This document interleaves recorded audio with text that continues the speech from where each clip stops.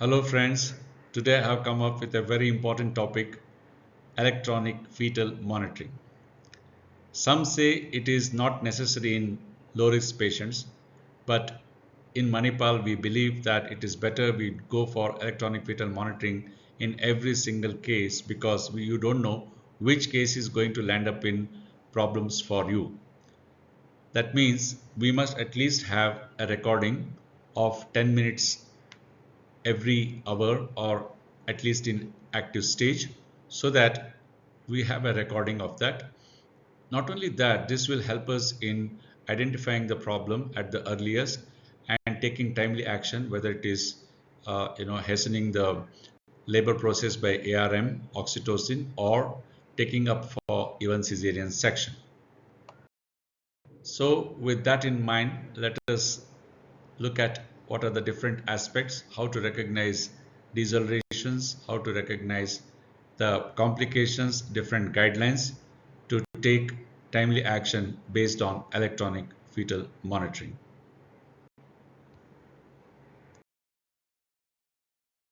Ceton multidisciplinary work group has decided that the highest risk for obstetric harm is because of these 5 things. I always teach this to my postgraduates. Number 1, injudicious use of oxytocin. This is in a logical order. There is no need to remember this. First thing, we are inducing labor or augmenting labor with oxytocin. So if there is injudicious use, there can be an obstetric harm. The next thing, failure to recognize fetal distress.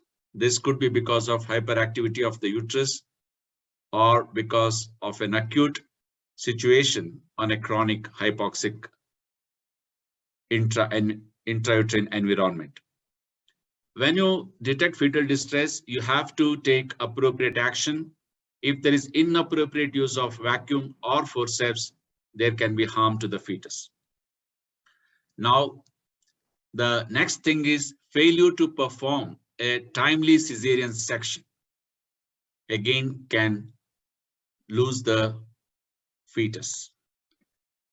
Failure to properly resuscitate an asphyxiated baby is the next thing. So they are all in a logical order.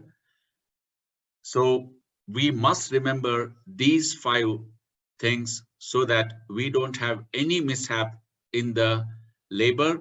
We don't lose any fetus in labor. But today I'm going to talk on this particular aspect, that is failure to recognize fetal distress. How to recognize fetal distress using electronic fetal monitoring or other things.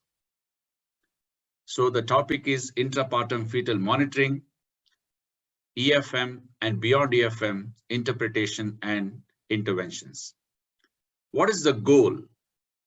The goal is to detect developing fetal hypoxia, to prevent subsequent acidemia and long-term irreversible neurological damage in the newborn. So baby may be alive, but if there was hypoxia during labor and acidemia, there can be irreversible neurological damage. And that is really very, very distressing to the mother and later on to the baby. The normal parturition itself is an asphyxiating event.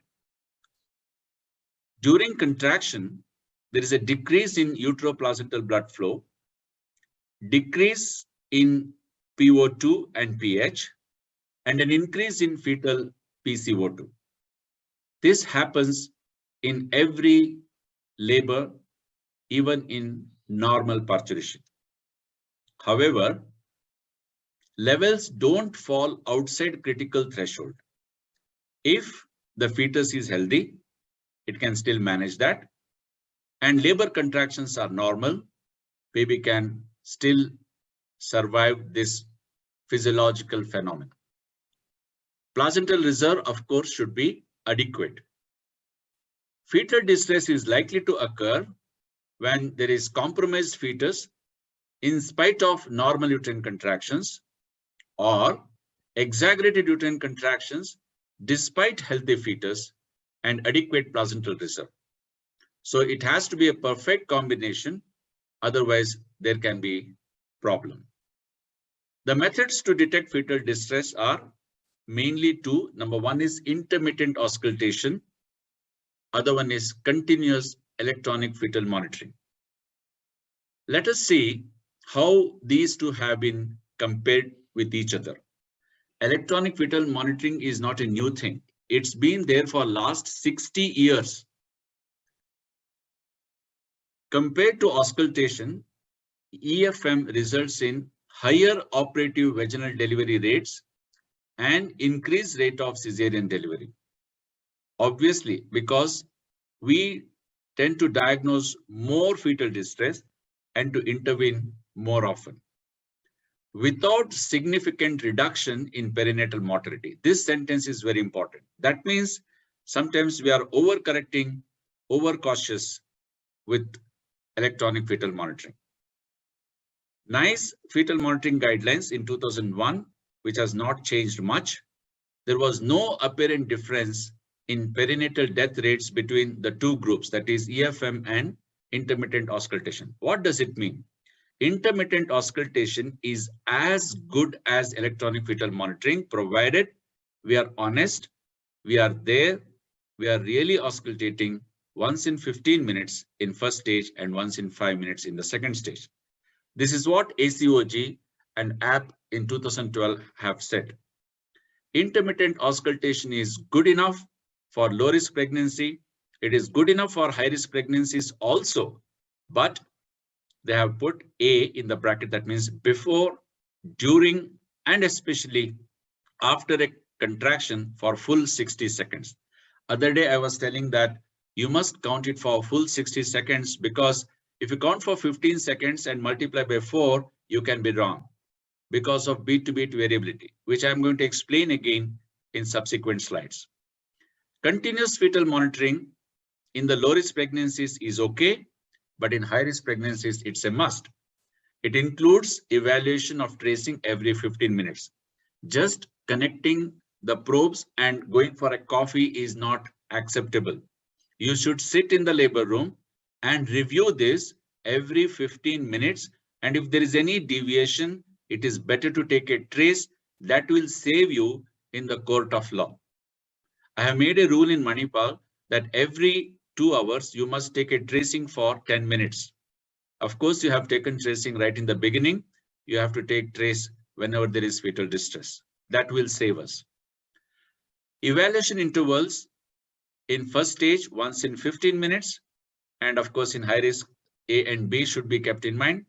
Whereas in second stage, it is once in 5 minutes, because suddenly things will change in second stage of labor. And C has been added, evaluation of tracing every 15 minutes if you are using electronic fetal monitoring. And you must know that the fetal heart placement changes. Accordingly, you have to change the probe placement. Continuous electronic fetal monitoring in high risk for fetal hypoxia or acidosis is very, very useful, and it is a must. What are those conditions? As far as mother is concerned, previous cesarean section, preeclampsia, PROM, multiple pregnancy, medical disorders, antepartum hemorrhage, and maternal pyrexia. As for the baby, if it is FGR, preterm, post-term, breech and oligohydramnios, continuous fetal monitoring is better in these situations. And as far as intrapartum situations like induction, if you have done with prostaglandins especially, electronic fetal monitoring is better. Augmentation with oxytocin, meconium stained amniotic fluid. Meconium stain always does not mean fetal distress, but you have to be very, very sure, and that can be done only with continuous electronic fetal monitoring. Bleeding in labor can be abruption. Regional anesthesia, you have to do continuous electronic fetal monitoring. It is also offered to patients sometimes when you have previously monitored with intermittent auscultation, but you suddenly see that FHR is more than 160 or less than 110, better to resort to continuous fetal monitoring. If there are deceleration, again, intermittent auscultation might miss them, so better to connect continuous fetal monitoring.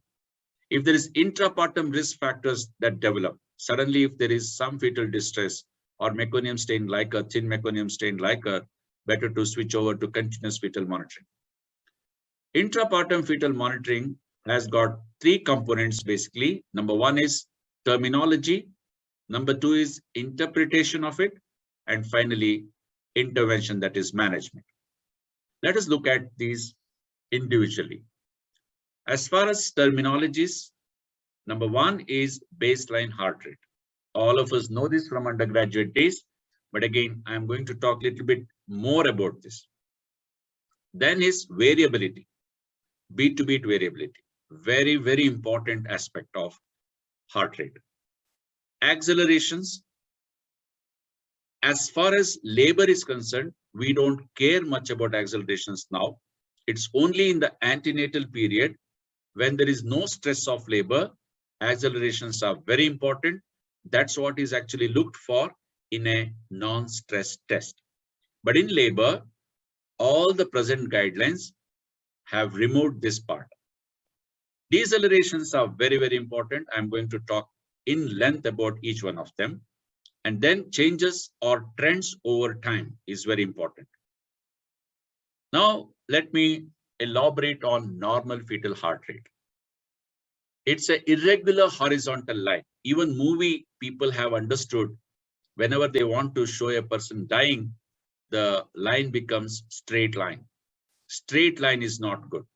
Why that happens? It happens because there is series of closely spaced points, each representing an individual heart rate calculated from the interval between two R waves in the fetal ECG. Somewhat like this. As you can see here, from one beat to another beat, the time is not constant. Here it is 138, here it is 139, 138, 137, goes down to 136. What it means is, in the first 15 seconds, there may be actually 40 beats. In the next 15 seconds, there may be 30 beats. In the next 15 seconds, there may be actually 28. And in the last 15 seconds, there may be 55. In fact, the gap between one beat to another beat is not always constant.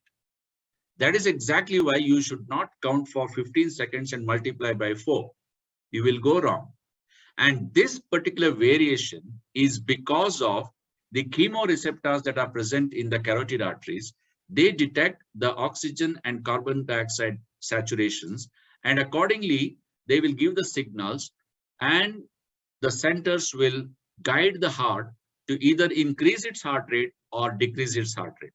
That means we are alive. That means we are alive to the hypoxia. That means our autonomous nervous system is working well. And that is a good sign. When the brain is soaked in oxygen, then it works better. So when the heart rate is nicely dancing, we are happy. We also can dance. Baseline heart rate, all of us know that 110 to 160. Tachycardia, more than 160, but it should last for more than 10 minutes. Maternal pyrexia can cause this. Initial stages of subacute fetal hypoxemia, the tendency is to increase the heart rate to overcorrect itself. Administration of beta agonistic drugs or fetal arrhythmia, that is SVT or atrial flutter. This is a dangerous sign. We should be very clear. When the heart rate goes beyond 180, it is more dangerous. It is very close to death. All of you know this. When the candle is about to go off, it will burn brighter. So similarly, when the baby is about to die, the heart rate goes to 180. Don't be happy. It is going for a ventricular fibrillation. Bradycardia is less than 110, which lasts again for more than 10 minutes. Again here, if it goes below 100, it's a cause to concern. A normal fetus in post-dated pregnancies can certain times have bradycardia. Maternal hypothermia is equally dangerous as hyperthermia during labor. Whenever maternal temperature is, let's say, X, intrauterine temperature is X plus 1, and that is not good for the baby. Hypothermia is also bad for the baby. Administration of beta blockers instead of beta agonists can cause bradycardia, and fetal atrioventricular block if there are bundle blocks. Now I come to the next important aspect is variability. Again, variability shows that the baby is doing well. It should not be a straight line at all. The fluctuations in the baseline that are irregular in amplitude and frequency, both. Amplitude means the number of beats per minute, and frequency is how often it changes. So as you can see here, this is almost like a straight line. There is no beat to beat variability. It's absent, which means the autonomic nervous system is not happy, which means there is no enough oxygen, which means the baby is heading towards acidemia.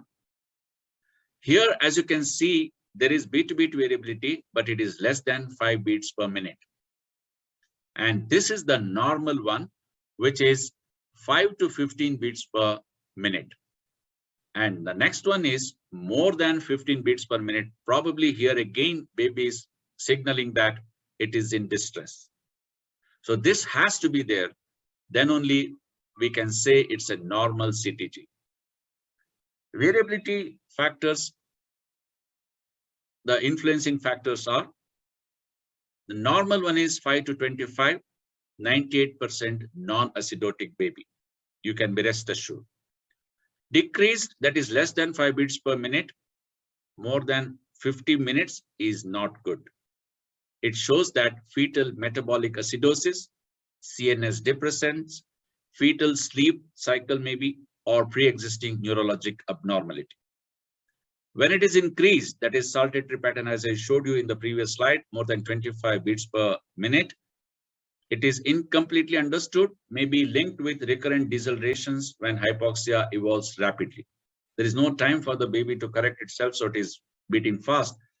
Don't be happy again, as I am saying, it may be heading towards ventricular fibrillation. As I said already earlier, accelerations are like abrupt increase in the fetal heart rate from the baseline. After 32 weeks, it is usually 15 beats per minute, lasting for 15 seconds. Before 32 weeks, it is usually 10 beats per minute, lasting for 10 seconds. However, absence of acceleration in an otherwise normal intrapartum CTG is of uncertain significance and unlikely to indicate hypoxia, because as such, the baby does not move much during labor. And when the baby does not move, obviously there won't be accelerations. It's a simple phenomena. When we run, our heart rate increases, and that happens only in the antenatal period for the baby when it can nicely move. With the uterine contractions there, baby does not move much, so we don't see accelerations much. And if you don't see accelerations, there is nothing to worry. That's why it has been removed. I will show you this later when I talk about the interpretation of it. Now I come to all important decelerations. These are very, very important, and all of us must know how to read this. No matter how many times we have heard about this, no matter how many times we have interpreted this, there is still sometimes a problem and we would have missed the deceleration. So be clear about it. A transient slowing of fetal heart rate below the baseline level, that is more than 15 beats per minute. Suppose it was, let's say, 140. Now it goes below 15 beats per minute. That is, it goes down to, let's say, 125, or that is also already deceleration. Though it is in the normal range, please try to understand. Yes, 110 to 160 is normal, but if the base was 140 and if it goes down to 125, already there is a slowing of 15 beats per minute. If it goes to 120, on its own, it looks like normal heart rate, but you must know it has gone below 20 beats from the baseline. That is deceleration. You should not miss that. And if it lasts more than 15 seconds, it is dangerous. What are the types? Early deceleration, variable deceleration, and late deceleration. Now, what is early deceleration? It is symmetrical with the nadir coinciding with the peak of the contraction.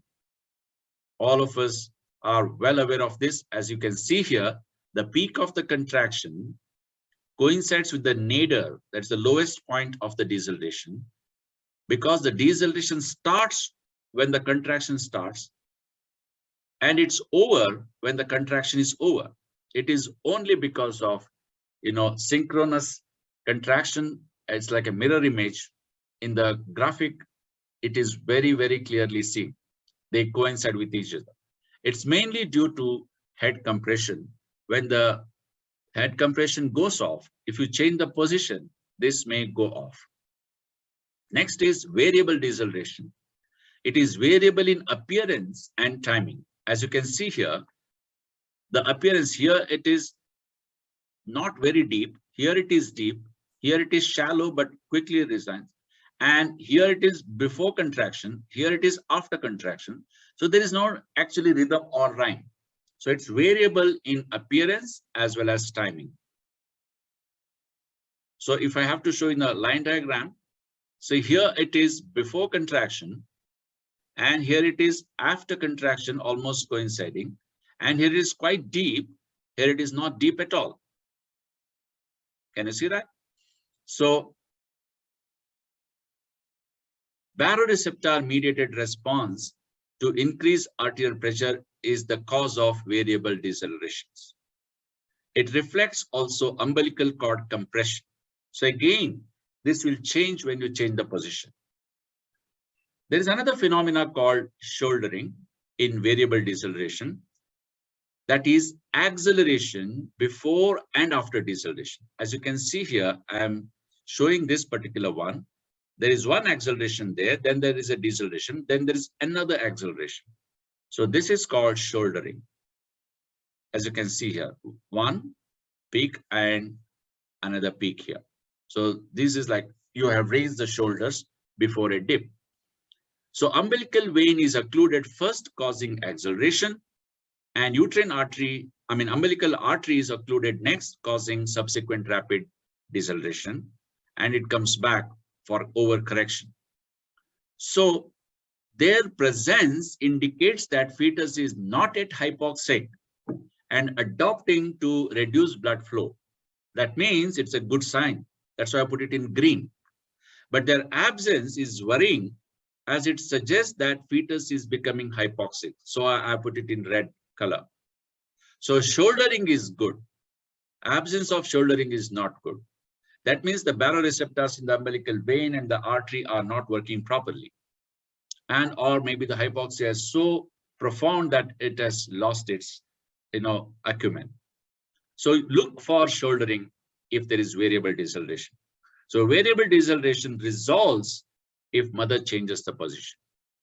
Now I come to the most crucial late decelerations.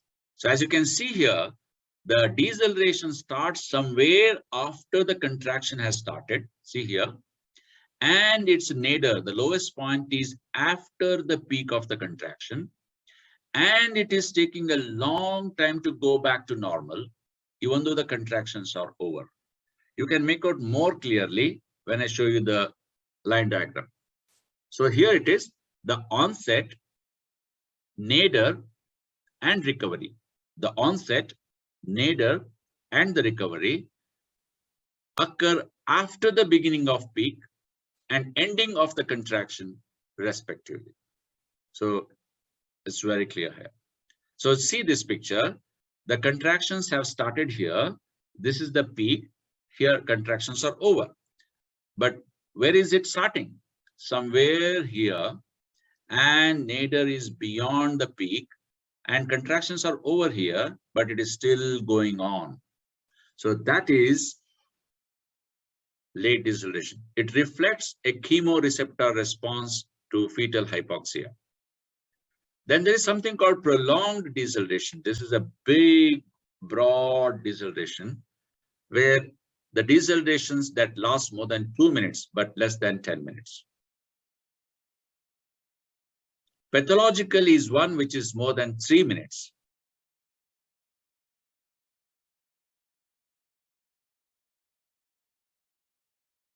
So it is indicative of acute fetal hypoxia, and there's no excuse if you don't intervene immediately.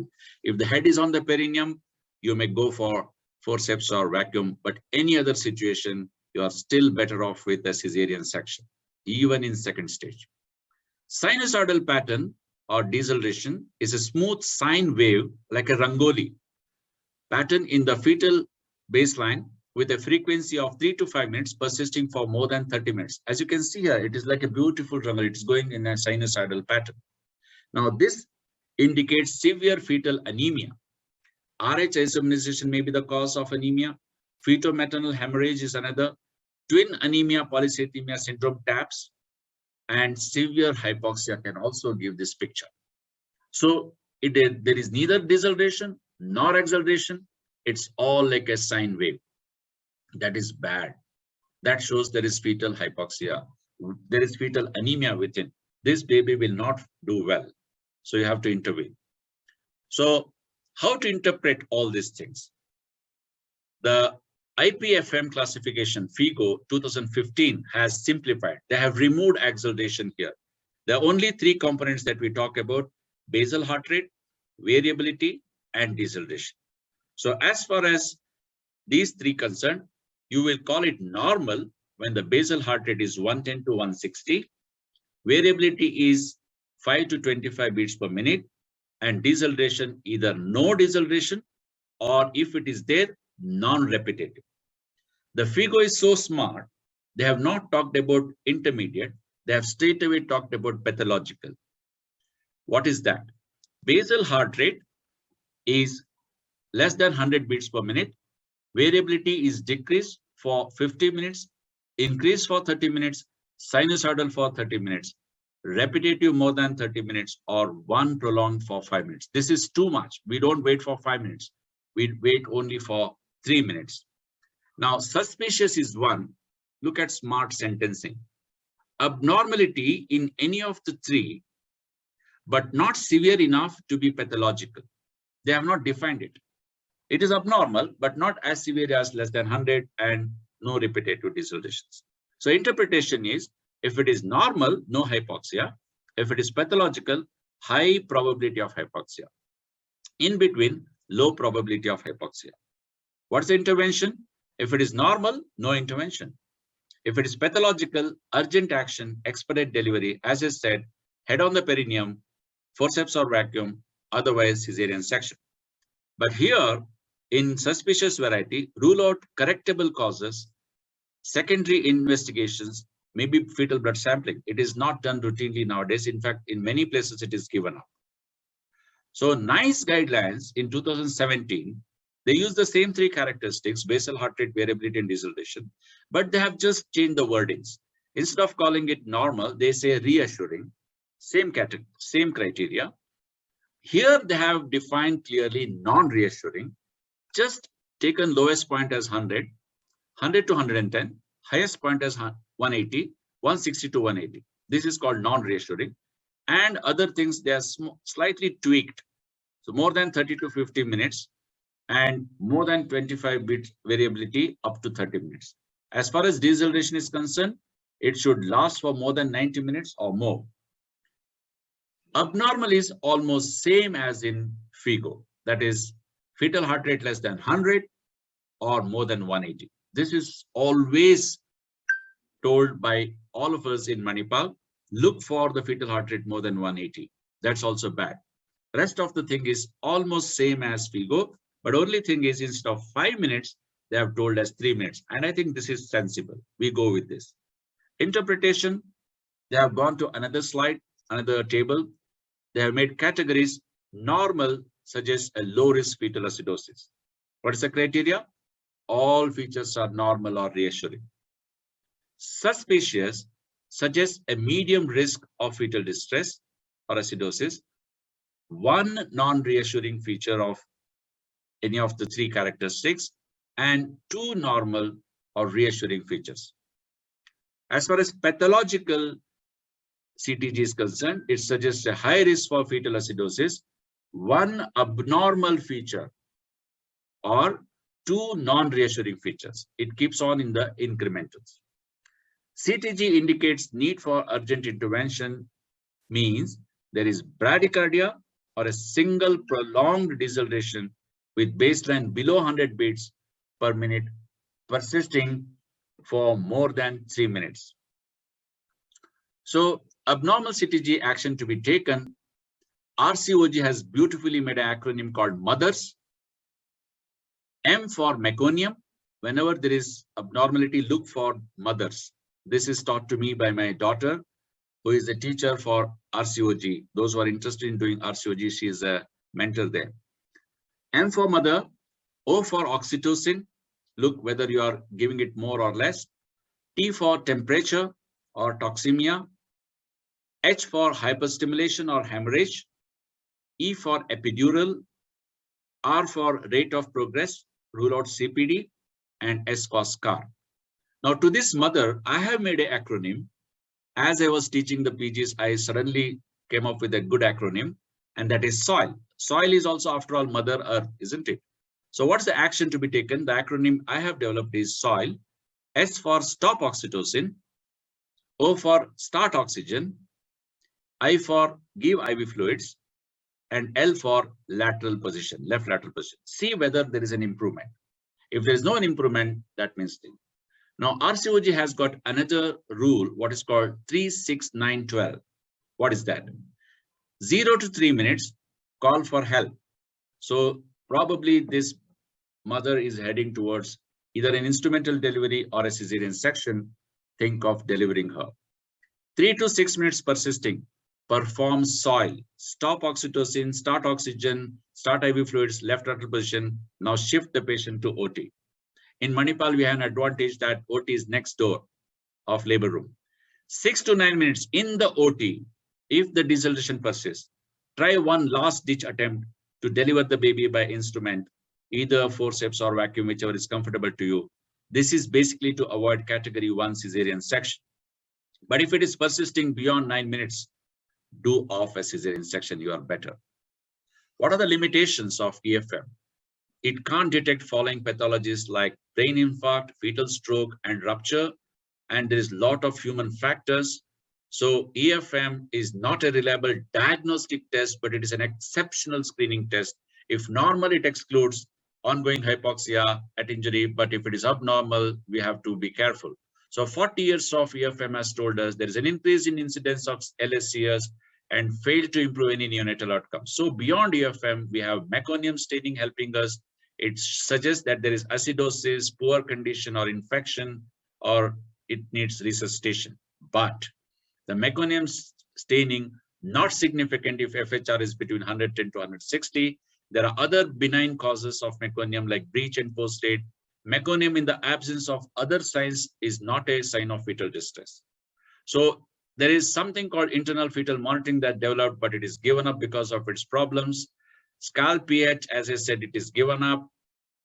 And then lactate is also given up. Scalp stimulation, something like what you do stimulation during NST, given up because it has got misinterpretations. Vibroacoustic stimulation is also given up.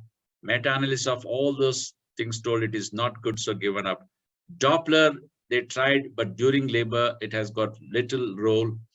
Pulse oximetry, given up. In fact, the company itself stopped the sale. EFM with expert system, that computerized evaluation is definitely good. So this can be utilized in your center. Then there came ECG waveform analysis. The rationale is mature fetus exposed to hypoxemia develops an elevated ST segment. So progressive rise in T wave height can be expressed as T is to QRS ratio, what we call STAN. So this is also been there for last 10 to 12 years, but what they have told is that it has got no significant differences in clinical performance. So EFM and STAN are very similar capacity. Even Cochrane review said fewer operative deliveries in babies with encephalopathy, severe metabolic acidosis.